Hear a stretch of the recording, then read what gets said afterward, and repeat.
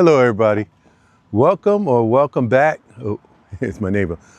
Hey, uh, welcome or welcome back to First Gen Mini Rescue. I'm Jimmy, rescuing First Gen Minis, trying to keep them on the road.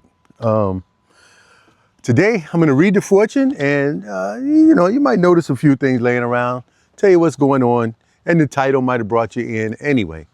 So if you haven't been here before, welcome. If you've been here before and you're coming back for more, welcome back. Hope this helps you do whatever it is you do to your cars. All right, today's fortune says, give assistance, not advice in a crisis. Give assistance, not advice in a crisis. Yeah, because in a crisis, people don't want to just hear that there's a crisis going on. They want some kind of help, and offer to help if you can. I remember I was driving through Texas. I used to be a truck driver. I was driving a tractor trailer at the time. And I see this minivan on the side, obvious flat tire, no problems. It's a husband, a wife, two little girls, 6, 7, 8, I don't know how old. Anyway, so I watch them because traffic is slow, and I watch him, and he's just looking confused. I'm like, it's just a flat tire. He's probably got a spare. It was a Chrysler minivan. So I watched, passed him, looked at him. He looked clueless. Anyway, so I got off and I came down. Texas has a lot of service roads. I'm in a tractor trailer. I got a delivery date, delivery time, whatever. I can change a tire. So I pull around. I come on the service road, get off to the side. I asked him, you need any assistance? He's like, yeah, I got it flat and blah, blah, blah. And it's hot, it's Texas. So I told the lady, I said, I have a couple of waters in the cooler, in the electric cooler in the truck for the kids. So we can get you back on the road here no time soon, no time. He didn't want to hear that he had to change the tire. He knew that. He didn't want to hear about how to get the spare tire from under the car. He didn't know that. He was in the book trying to look it up. Yeah, okay, I've done it before. Give assistance. Don't just shout out the window, hey, you can't park there, or hey, you got to change that flat. They don't want to hear that. They want assistance. So if you can, in a crisis, offer assistance. That's the way I see it. That's what we should all do anyway. Help each other out. Anyway, so this car, we took it on that trip to Denver, the Denver area, Aurora, Colorado. It was almost a 4,000-mile trip for us, 3,835 miles, something like that.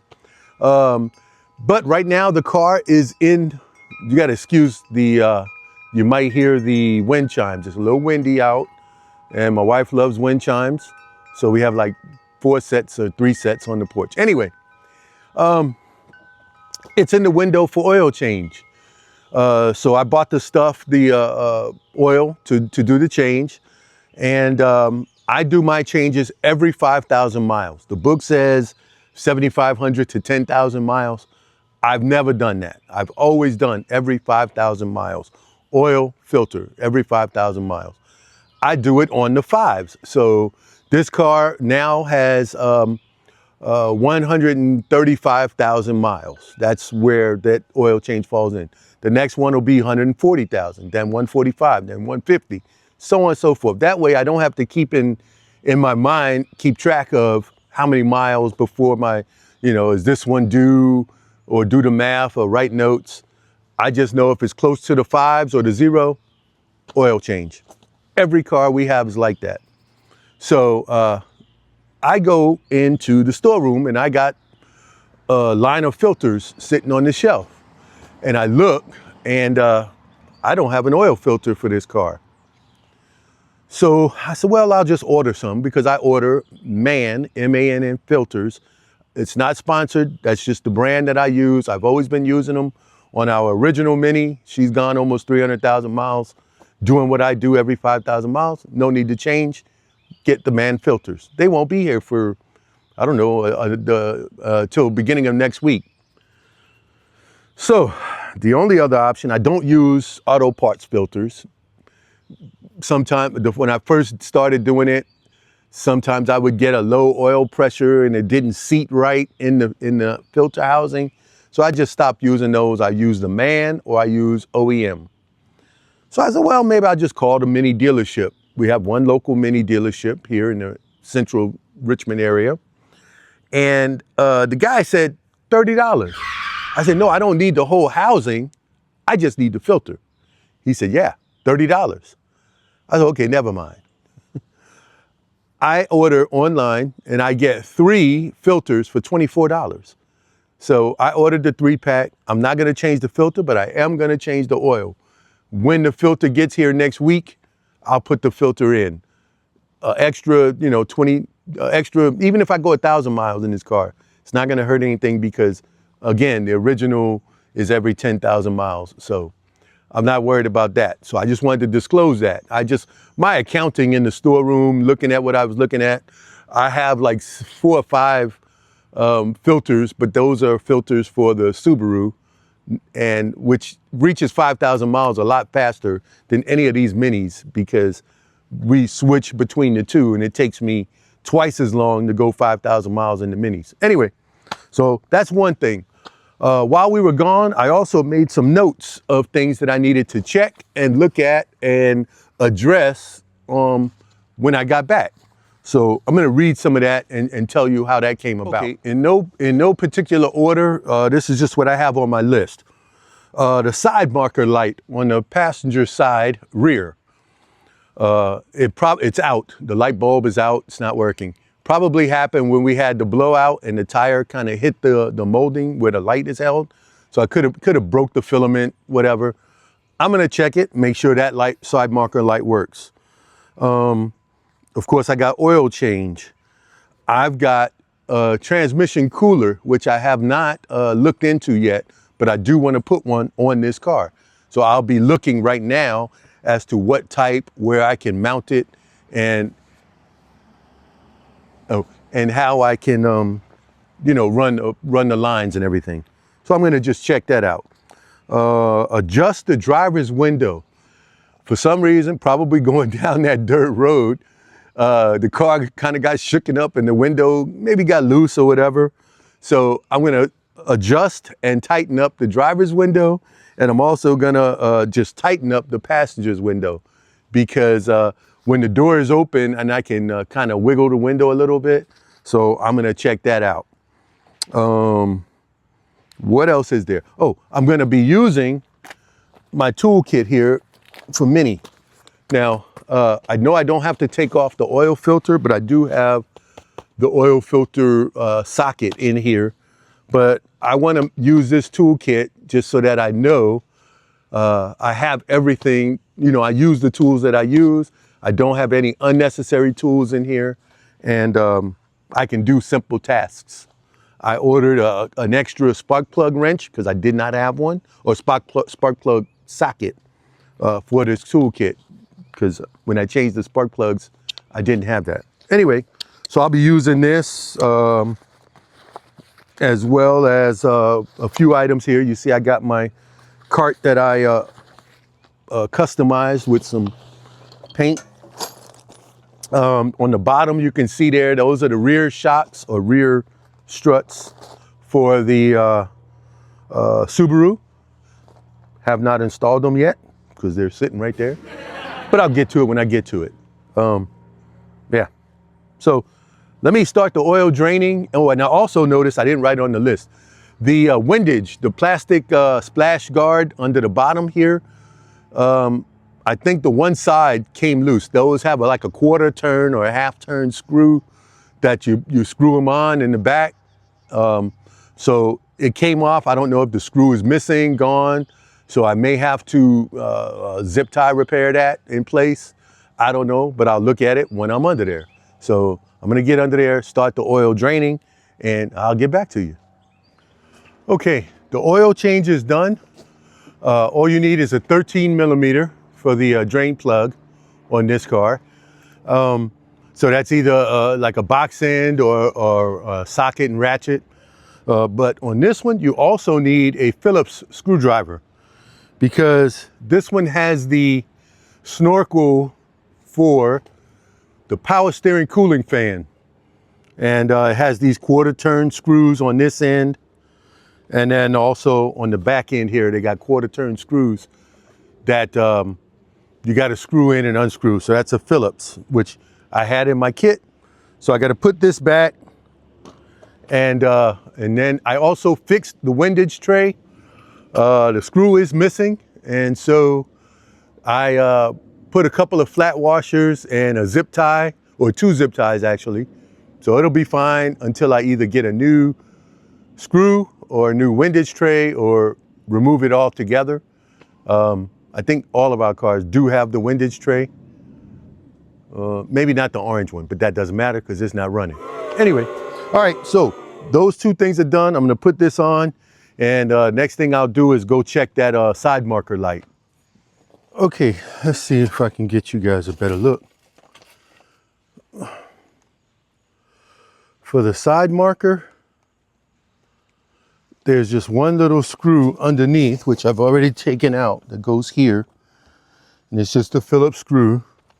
And then I just pull gently. There's clips that clip it, the fender flare into the bumper. There's clips. There we go. And then the light can be twisted out. There we go. And it's a burnt bulb. So it's black, it's burnt. Let's go see if I can find one out of the storeroom. Okay, it took me a minute to find them, but I knew I had some because I got 50 of them. I just, my state of disorganization out there. But I got the lights turned on, just the parking lights, and these, you got to put them in the right way. Oh, well, there we go. No, what's going on here? Oh, there we go. So it's an LED bulb. I think if you put it in the wrong way, it won't work. So, but yeah, so there we go. It's in, put it in the holder here. Okay, get it. Not leaving myself enough room.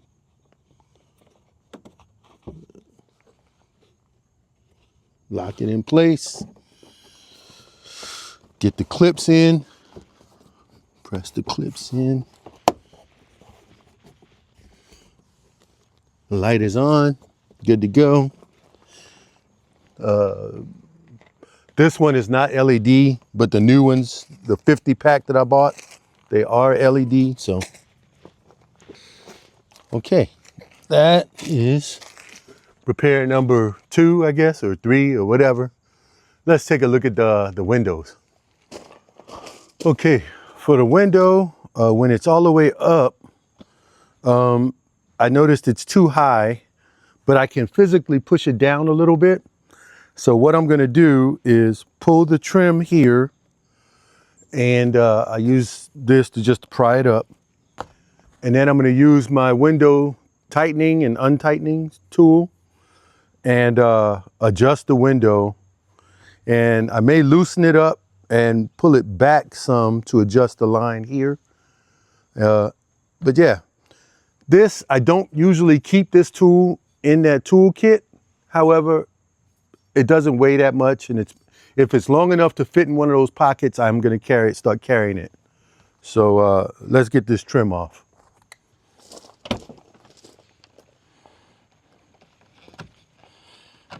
You just go straight up with it. And that's it. Trim is off. And when you look down inside, there's 2 knobs that tighten and loosen the window.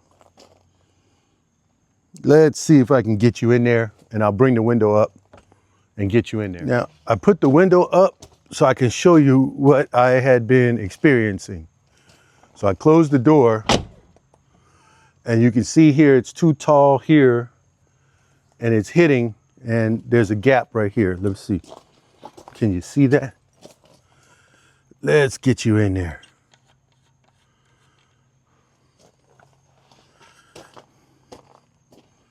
See that gap right there?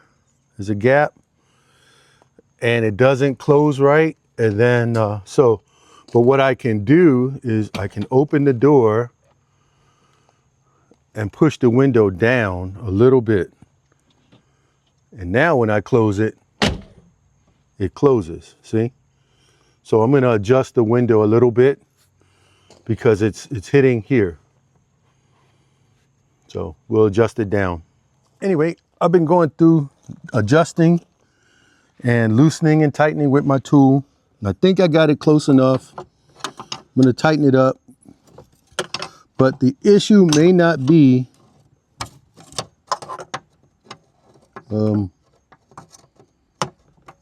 the issue, I mean, I gotta concentrate on what I'm doing. But the issue may not be with the actual window. It may be with the regulator itself. So maybe I'll have to look for a better quality regulator. But for now, I think I have the adjustments the way I want them. I'm gonna tighten everything up and check it out.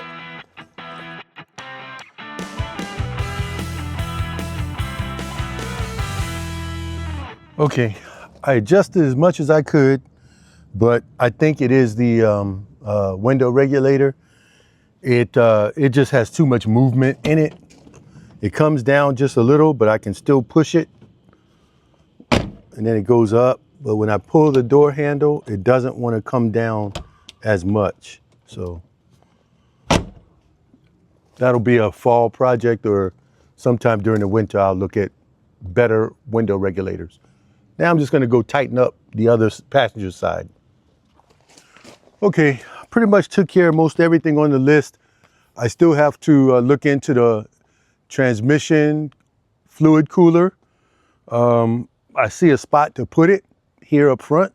So just have to worry about running the hoses to where it goes, but I'll look more into that later. The oil filter has to be changed. When it comes in, I'm going to change it, because $30 for one canister filter, or just the filter, you know, element, that's ridiculous. Anyway, so I'll do that, get that done when it comes in. The side marker lights, I added 4 of those to my tool bag. They have these little, oh Lord, oops, these little pockets up front. I almost messed up, left everything unzipped. But these little pockets, so I got some of the side marker lights in there. What fell out of it was my aluminum 36 millimeter, which is for the oil filter housing. That stays in the kit.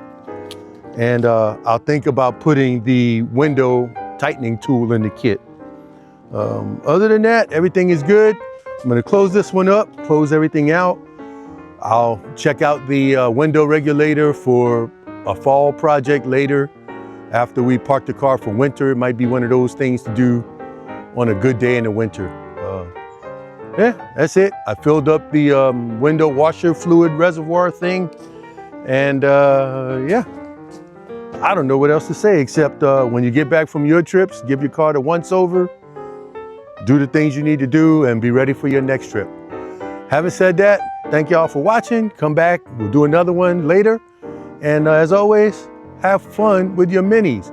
Now I'm gonna put a couple of more pictures and drives, you know, throughout the video. I'm sure you saw them from the trip to Denver area, the Denver area.